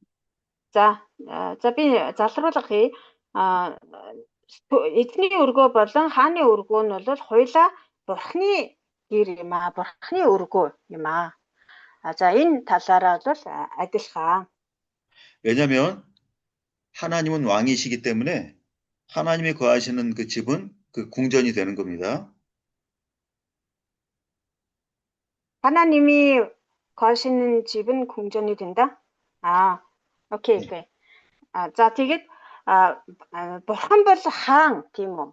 Жинхэнэ хаан бол бурхан шүү дээ, тий. Хүн хаан бол одоо тэр бурханы зараалал гэсэн үг тий. Гар хэлнэ. Тэгэхээр жинхэнэ бурхан бол тэгэхээр жинхэнэ хаан бол бурхан юм аа. За тэгвэл бурхан нэгэнд хаан юм бол бурхан хаан оршиж гин тэнд бол одоо тэр нь хааны ордон болж идэг. Тэгэхээр бурхан хаан юм бол хааны өргөө гэд бариад байгаа юм чинь хаанд зориулагдсан өргөө гэсэн үг шүү дээ. Тэгэхээр чинь энэ хааны өргөө чинь Соломон хаанд зориулагдсан биш одоо бурхан хаанд зориулагдсан гэдэг утгаараа хааны ордонч гэсэн бурхны өргөө юм аа.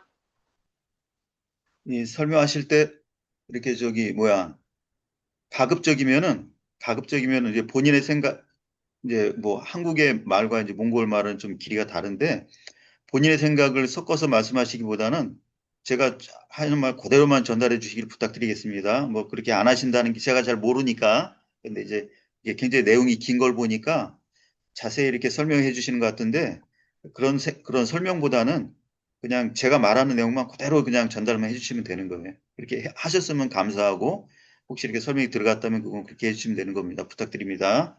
우리 저희 형과 자매님한테 부탁드립니다. 예. 그래서 그러면 그 차이점이 뭔가 그런 같은 공통점이 그렇다고 하면 왜 그 단어를 차이가 있게 다른 말로 표현하는가 성경에 기록해 놓으시는가 그게 문제인데요. За хэрвээ энэ хоёр одоо ордон хааны одоо гэр өргөө гэдгээр адилхан юм болвол ягаад яг адилхан үгээр илэрхийлэлгүй өөр үгээр ингэж илэрхийлсэн юм бэ? өөр үг хэрэгэлсэн юм бэ? 성전은 하나님과 자기만의 관계를 강조한 부분이 성전이고요. 하나님과 자기만의 관계를 하나님과 자기라는 거는 사람. 예, 그러니까 성전된 자기 각자 성전된 자기와 자기 인간과 하나님과의 관계를 그것을 중점적으로 말할 때 성전이라고 말을 하고요.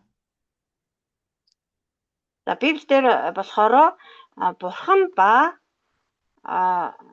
бурхан хүн хоёрын харилцаа. Бурхан бид хоёрын харилцааг одоо илэрхийлдэг газрыг нь болохоор сүм буюу одоо эзний өргөө гэж нэрлээд 그런 성전된 우리가 하나님의 통치를 받고 하나님의 통치를 사람들에게 나타나는 데 쓰임 받을 때 그 측면을 말할 때는 그게 이제 궁정이 되는 거죠. 이해가 안 됐어요.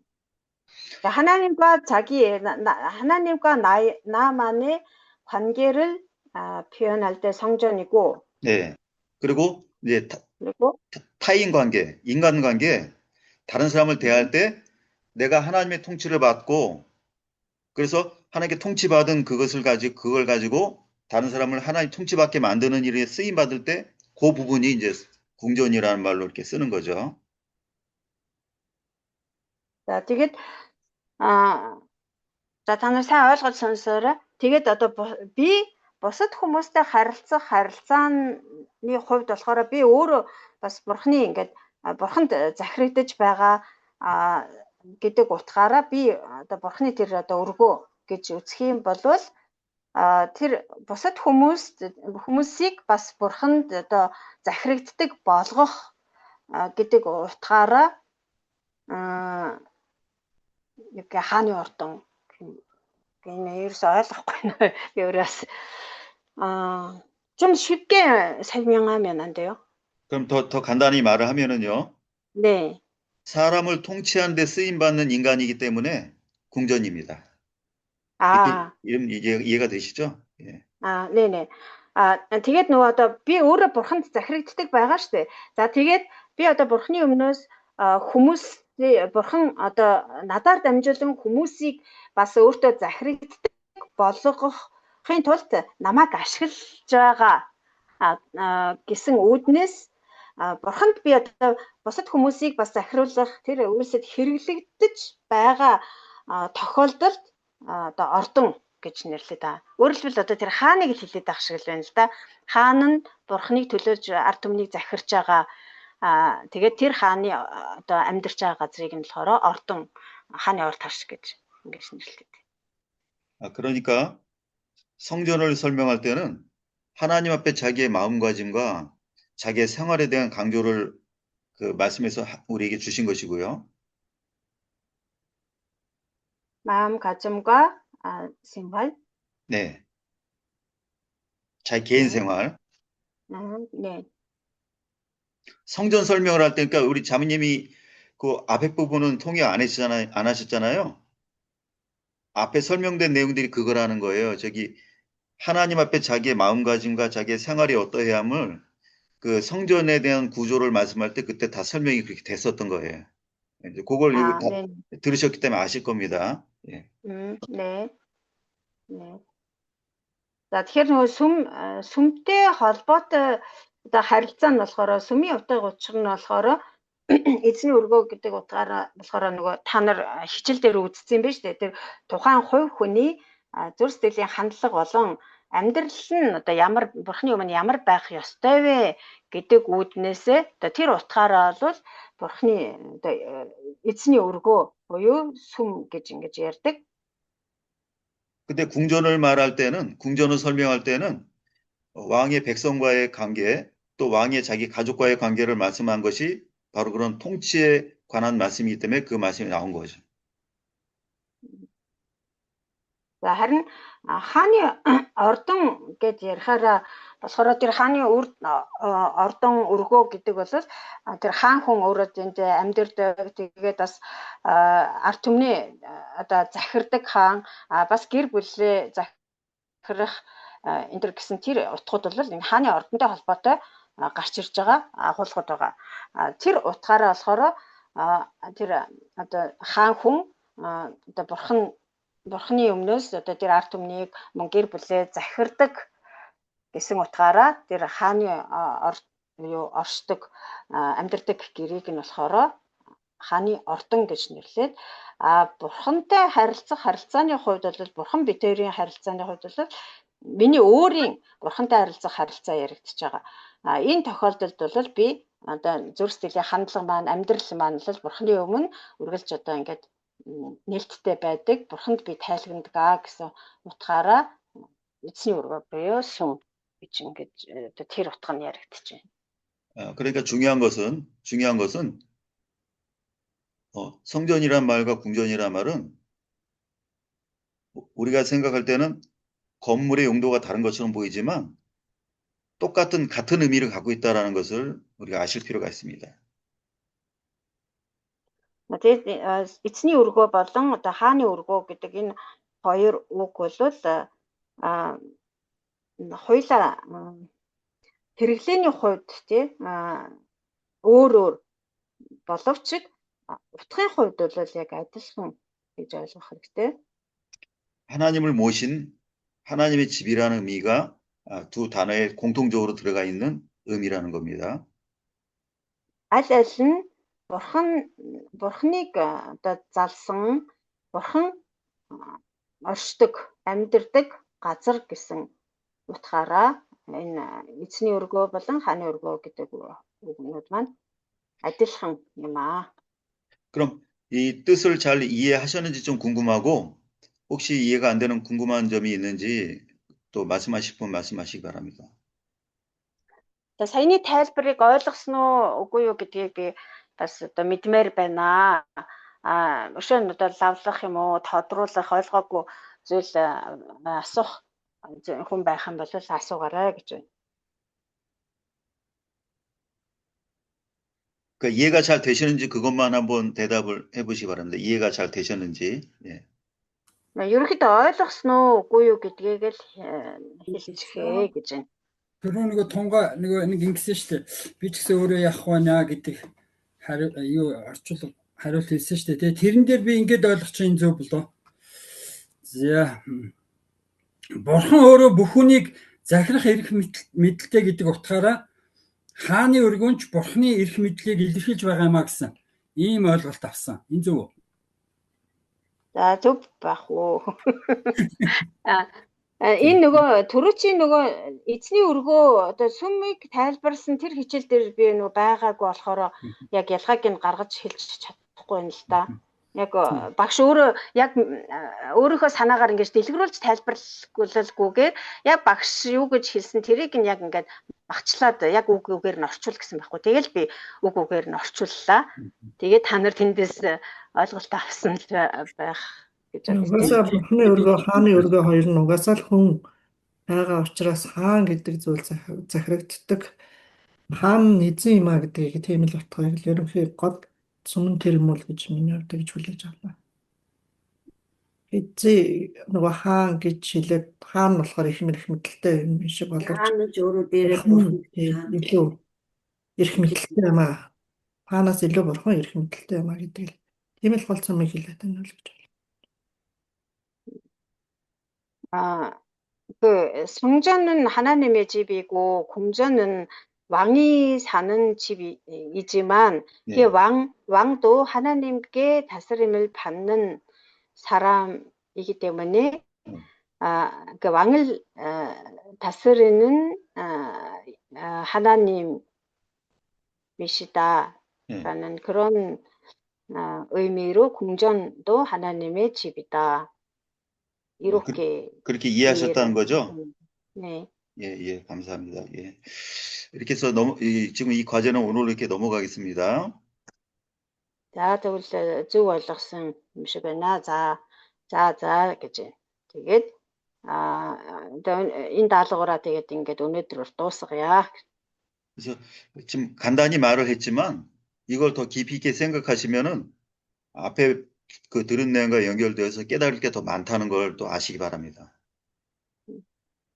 이제 сая маш товчхон ингэж тайлбарлаж ярьлаа. Тэгээд өмнөх хичээллүүдээ та нар эргүүлээд санах юм бол тэр хичээлтэйгээ энэ өнөөдрийн миний тайлбарсан, багшийн тайлбарсан тайлбарыг ингээ харьцуулаад харах юм бол илүү ойлгох баха.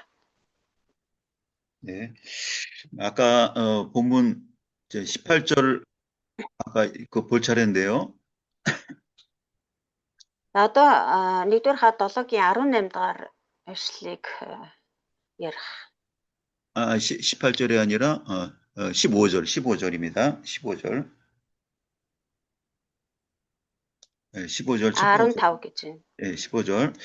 여기에 이제 아까 읽었고 높이가 18규빗이라고 그렇게 기록돼 있죠. 네. 잠깐만요. 첫 번째 작은 제목입니다. 첫 번째 бас жоохон хүлээж байгаарай гэж байна. 첫 번째 작은 제목 높이가 нөгөө 8 хэсэгтэй гэдээсэн ш 8 хэсэг тайлбар одоо бүтэцтэй гэдээсэн. Тэрүүний 1-р хэн гэж байна. За нэг жижиг нэг тавиад хаалтанд идэх юм, ашлалтанд идэх юм одоо нэг жижиг дэд гарчиг тавих юм байна. 지금 읽으신 거예요, 본문요? 아니요. 지금 뭐라고 말씀하신 첫 거예요? 번째 작은 제목. 첫 번째 작은 제목. 그거 말씀하신 거예요? 예. 네. 높이가 18규빗. 자, 온들은 이게 작은 제목이에요? 예, 제목의 내용이 높이가 18규빗. 자, энэ 1-р одоо гарчиг нь 1-р эндэд жижиг гарчиг нь болохоор өндөр нь 18 тохой гэж бичих юм биш үү? 15절 한 절입니다. 자, энэ болохоор 15 дахь эшлэл дангараа юм байна. 여기 이제 18규빗이라는 의미가 이 숫자가 의미가 있는데요.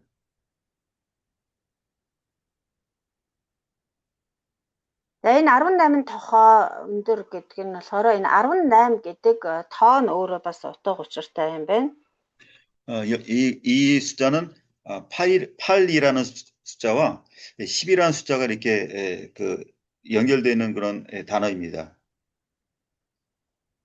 18 гэдэг нь болохоор 8 гэдэг тоо мөн 10 гэдэг тоо нийлээд энэ 18 гэдэг тоо болж байгаа. 그러면 이 숫자의 의미를 지금까지 계속 설명해 왔기 때문에 다 어느 정도 이렇게 아실 겁니다. За ингээд 8-ын тоо, 10-ын тоо гэдэг ингээд салгачаар та нар бас энэ эдгээр тоонууд юуг илэрхийлж байгаа, ямар утгатай вэ гэдгийг таамаглаад мэдчихэж байгаа.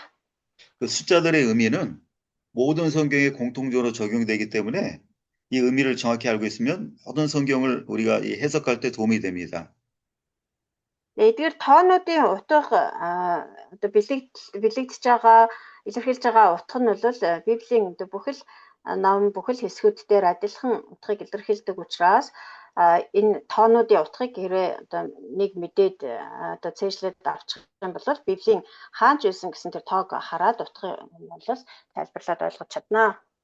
8이라는 의미는 7 다음의 숫자인데 하나님의 뜻이 이루어지고 하나님의 요구가 이루어진 그 이후에 새로워진 변화된 생활을 말하는 거죠. 8 гэдэг тоо болохоор 7 гэдэг төгс тооны дараа гийн тоо байгаа тийм ээ. Тэгэхээр 7-гийн тоо болохоор бурхны тэр одоо сэтгэл ханамж бурхны тэр хүсэл нь бол одоо дүүрэн хангагдсан, биелэгдсэн гэдэг утгыг илэрхийлдэг. За тэгвэл бурхны тэр зүрх сэтгэлийг ингэж сэтгэл хангалуун болгож бурхны хүсэл тааллыг ингэж гүйцэж биелүүлсний дараах амьдрал дараагийн одоо алхам дараагийн амьдрал гэсэн утгыг илэрхийлдэг 8-5. Шинэ эхлэл мөн үү? Шинэ эхлэл гэж болох уу?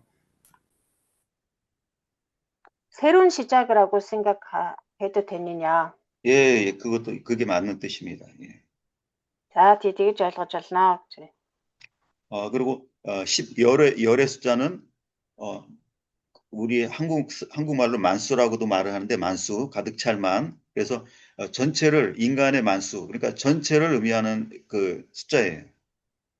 15 нь бол одоо дүүрэн гэсэн утгыг илэрхийлдэг. Өөрөөр хэлбэл одоо бүгд гэсэн утгатай. 기둥으로 세워지는 자는 모든 면에 있어서 새로워진 변화된 자가 이렇게 하나님의 기둥으로 쓰여지게 됩니다. За тэгэхээр одоо тэгж баг нь болж босгогдсон хүн багны үргээр ингэж томилогдож одоо тэр албан үргийг гүйцэтгэж байгаа бурхны үрэг даалгаврыг гүйцэтгэж байгаа хүн болвол бүрэн дүүрэн шинчлэгдсэн өөрчлөгдсөн хүн байдгаа гэсэн утгатай. Тийм бүрэн дүүрэн шинчлэгдэж өөрчлөгдсөн хүн бурханд бага нь мэтэр ингэж ашиглагдаж тэр үрэг ажлыг гүйцэтгэдэг гэсэн. 야고보서 1장 4절 말씀 읽어 주십시오. 야곱 1:4-ыг уншиж өгөөрэй.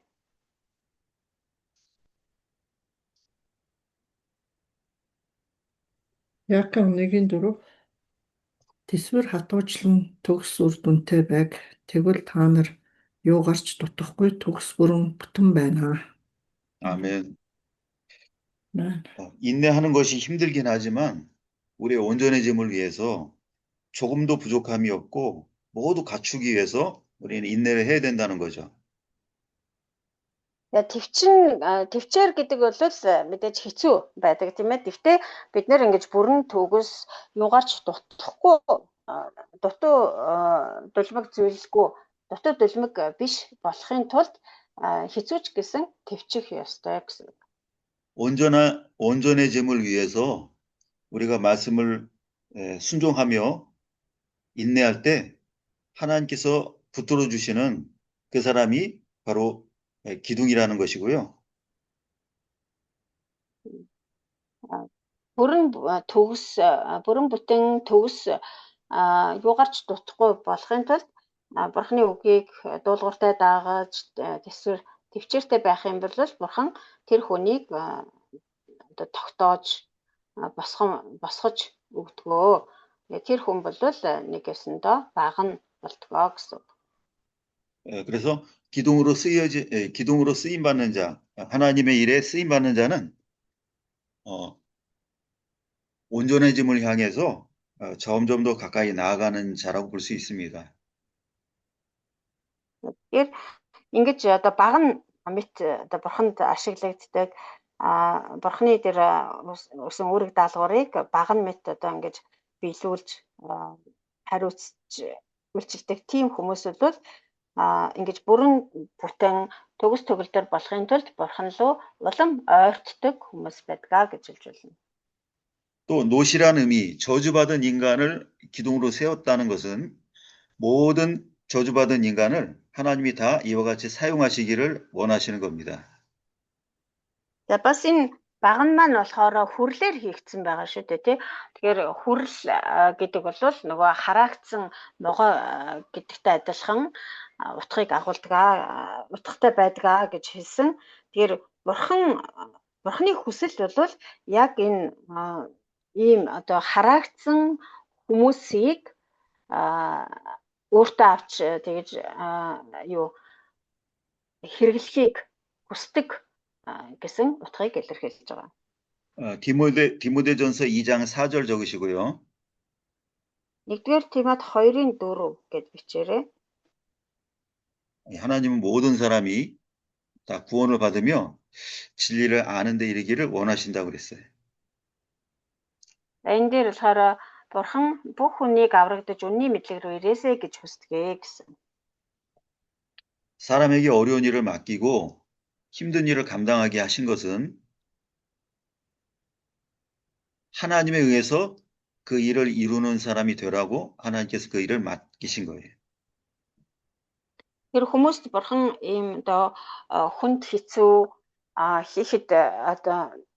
хийхэд бэрх тийм ажил үүрэг даалгаврыг даатгаж хариуцуулдаг нь 맡기는 것은 하나님에 의해서 네, 감당하라고 맡기신 겁니다. тэр хүнийг одоо ганцаараа чи хийж чадах нь үгүй юу гэж ингэж туршиж үзэж байгаа хэрэггүй харин бурханаас одоо тэр хүчийг олж бурхантай хамт хийгэрээ гэсэн үндсэн дээр тийм одоо хүнд хэцүү үүрэг даалгаврыг хариуцуулдаг. 그래서 하나님의 일하심을 발견한 자가 하나님께 쓰임 받는 자로 변화되는 거예요. Өөрөөр хэлбэл бурхан ажиллаж байгаа гэдгийг бурхан ажиллаж байна гэдгийг олж харж чадсан хүн бурханы ажил одоо үйлчлэлд агуу ихээр хэрэглэгддэг. 다윗과 같이 어린 나이에 있는 소년에게 왜 양치기, 그 양을 치는 그런 어려운 일을 맡겼을까요? Давид бол бага балчир хөвгүн байсан тий. Гэтэл түүнд ягаад тийм одоо хонио хариулах тэр хээр талд ганцаараа одоо тэр хонин сүргээ хариулж маллаж явах тийм хүнд хүчээр ажлыг бурхан даалгасан байх уу? 그것은 너의 힘으로 하지 말고 나의 능력에 도움 받아라. 그런 하나님의 뜻이 있었던 거예요. Энд бол бурханы хүсэл таалал нуудаж байсан. Ямар хүсэл тааллыг гэхээр чи өөрийнхөө хүчээр хийх биш харин бурханы хүч чадалтай найдаа түшиглээ гэсэн хүсэл таалал агуулгадж байсан. 그래서 다윗이 하나님 도우심 받고 보니까 내가 하는 모든 일들은 하나님이 해주시는 것이구나. 그걸 알았던 거죠. Тэгээ бурхан Давид бурханы тэр тусламжтайгаар тэр бүхнийг хийгээд гүйцэтгээд ирэхээр бүх зүйл нь бүтэмжтэй сайн сайхан болж исэн. Тэгээд тэндээс Давид бол маш сайн ойлгож авсан байгаа. Бүх зүйл ингээ бурханы тусламжтайгаар л болдог, биелдэг, бүтдэг юм байна гэдгийг ойлгосон.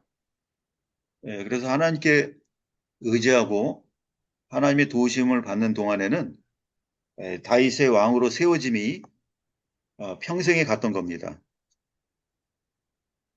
За тиймгүй эзэн бурхандаа найдан төвшөглөж эзэн бурханыхаа тусламжийг авч амьдэрсэн тэр бүхий л он жилүүдийнхээ хугацаанд Давидын хаанчлал бол батгүй оршин тогтнож байсан.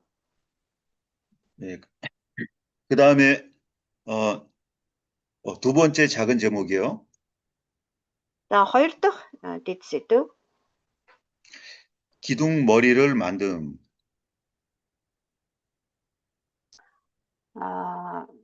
багны ориг хийсэн. 16절 아까 읽어주셨습니다. 16절 아까 읽었으니까 바로 설명하겠습니다. 16 дугаар ишлэл. 그 노색 기둥 꼭대기에 둥근 모양의 이렇게 머리가 만들라는 말씀이죠. Багны ориг хийсэн гэдэг нь болохоор тэр одоо тэр ориг хэсэгт нь юм одоо ураг юм одоо бүрийнхээ хэлбэрийн тийм одоо ориг хийж байрлуулсан гэсэн байна. Энэ 2019 оны Библиэр дог гэсэн байх юм. Дог гэж одоо ямар үг вэ? 그 크기는 5규빗이라고. доороо яатсан байна. Тайлбарлсан баг нь ба туг зэргийг байрлуулах хэсэгтэй гин хэсэг гинэ.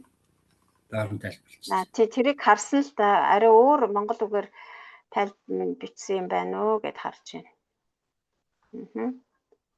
지금 뭐라고 하신 건가요? 우선 толгойг 4 оны Библиэр болохоор хос багны толгой л гэжсэн юм. За 13 оных 19 оных дээр нь болохоор хоёлаа дог гэж байна. 아니 뭐, 제가 모르는 한 몽골 말이 있어가지고 아, 그래서 Чимэг болгон бас ашигласан юм шиг бас. за ямар ч байсан дог гэдэг үг одоо монгол үг юм болов юу юм бол одоо монгол үг л хэлсгүй те. Тэгээд баган дог хэсэг туг зэргийн оройн хэсэг буюу чимэг гэсэн юм байна. 자. 예, 목사님, 예. 죄송한데, 15절에 예. 그 줄로 이렇게 그 둘레를 또 재니까 예. 12규빗이라고 있잖아요. 그것은 설명이 없어요? 아, 그렇군요. 15절에 그거 설명 안 돼 있군요. 예, 예. 아까, 아니, 넘어가셔서. 아, 그렇군요. 설명이 안 됐어요. 네. 예. 여기 지금, 12규빗 되는 그 줄을 만한, 그 부피라고 말씀을 여기 하고 계시죠? 네네. За нөгөө 15 дугаар ишлэлээр орохоос өмнө 15 дээр бас нэг энэ тойргийг нь олсоор хэмжил 12 тохой байлаа. Энэ талаар нөгөө тайлбаргүй явцсан шүү дээ. Тэрийг нь би сая багшд сануулж хэллээ. За тэрэн дээр одоо тайлбар өгч байна. 12이라는 의미는 예. 12이라는 의미는 항상 구원의 의미가 담겨 있고요. За 12 гэдэг юу тоо болохоор үргэлж аврал гэсэн утгыг илэрхийлдэг. 이 구원이라는 의미는 자기가 받은 모든 말씀들이 다 확실하게 깨달아진다라는 의미가 있는 겁니다. За энэ аврал гэдэг утга дотор бас одоо бидний сонсон тэр бүх авралын үгсэл баталгаатай юм аа. Бүгд одоо ойлгомжтой бөгөөд баталгаатай юм аа гэсэн утга бас давхар агуулгадж байгаа. 그래서 모든 일을 통해서 하나님의 말씀의 뜻이 발견되고 깨달아지면 그 깨달아짐이 계속 이어질 때 우리의 구원은 완성되어져 간다는 의미가 있는 겁니다. 모든 일에 대한 모든 일을 통해서 하나님의 말씀이 깨달아질 때 그걸 통해서 우리의 구원이 확실함으로 이렇게 완성되어져 간다는 확신 가운데 완성되어져 간다는 의미가 있는 겁니다.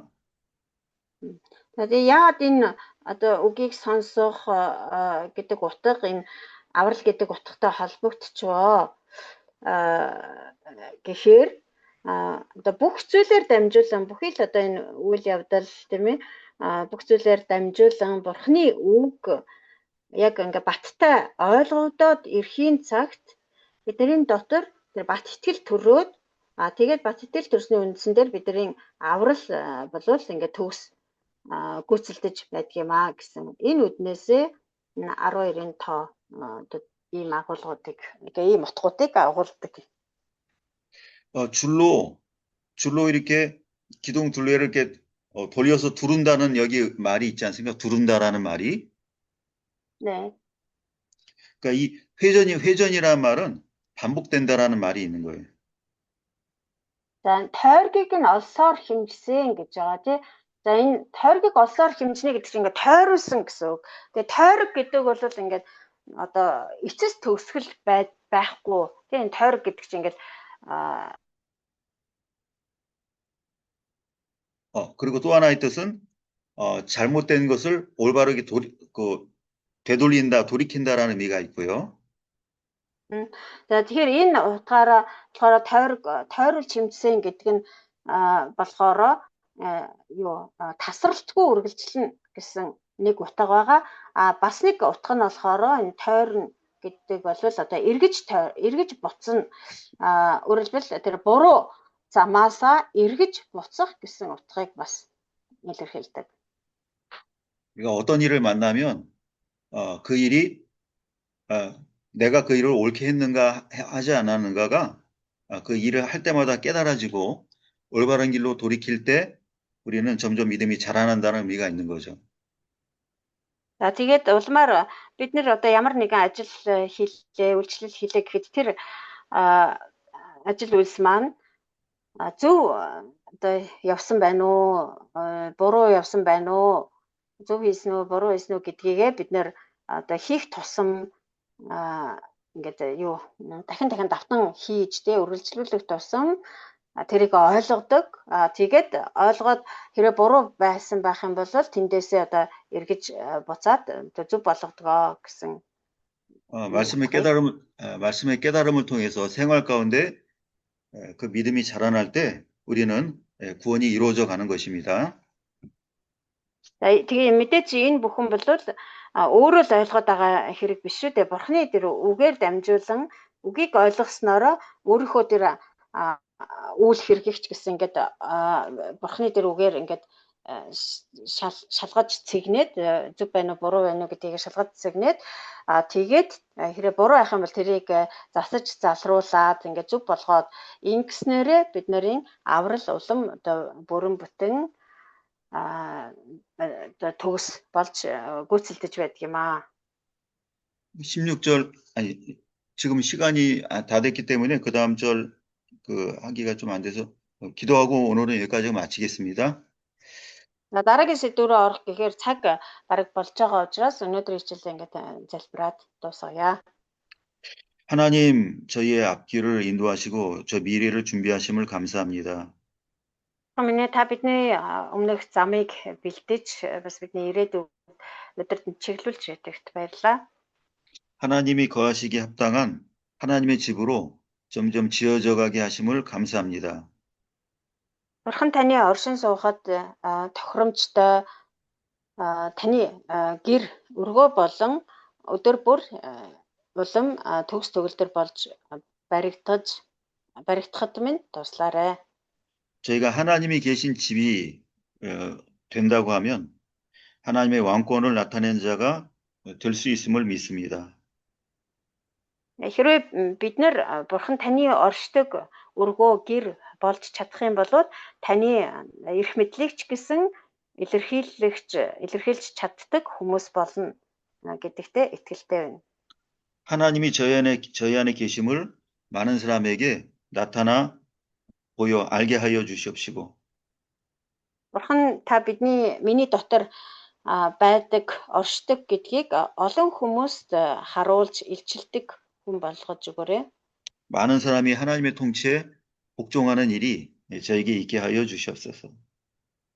Надаар дамжуулан олон хүмүүс бурхан таны засаглал, захиргаанд доор орж ирдэг, танаар захируулдаг болгож өгөөрэй. 하나님의 통치를 받는 자의 복이 저희를 통해서 많은 사람에게 나누어지고 베풀어지게 하여 주시옵소서. Бурханд захирагддаг хүмүүсийн эдэлдэг тэр ёроол нэгүслийг олон хүмүүст хуваалцаж чаддаг нэгэн болгож өгөөрэй. 하나님의 집으로 지어지기 위한 노력을 계속해서 이어가는 저희가 되게 하여 주시옵소서. Бурхны өргөө болон босголдон баригдахдаа хичээнгүй зүтгэлтэй түүнээсээ хичээнгүйлэн хичээнгүйлэн амьдардаг босголдон байгууллагын төлөө хичээнгүйлэн амьдардаг болгож өгөөрэй. 예수님의 이름으로 기도하옵나이다. 예수 нэрээр залбирanгуйж байна. 아멘. 그거 다 방전될까봐 좀 조마조마했는데 잘 맞춰서 감사하네요, 자매님. 네, 이제 3% 남았습니다. 아이고, 3% амжилаа. 네, 수고하셨습니다. 혼자 талархаж байна. 네, 수고하셨습니다, 교수님. 예. 평안히 지내시고 다음 또 화요일 날 뵙겠습니다. За бүгд амар тайван амарцгаагаад тэгээ хоёр дахь өдөр уулзцгаая гэж. За баяртай. 봤을 때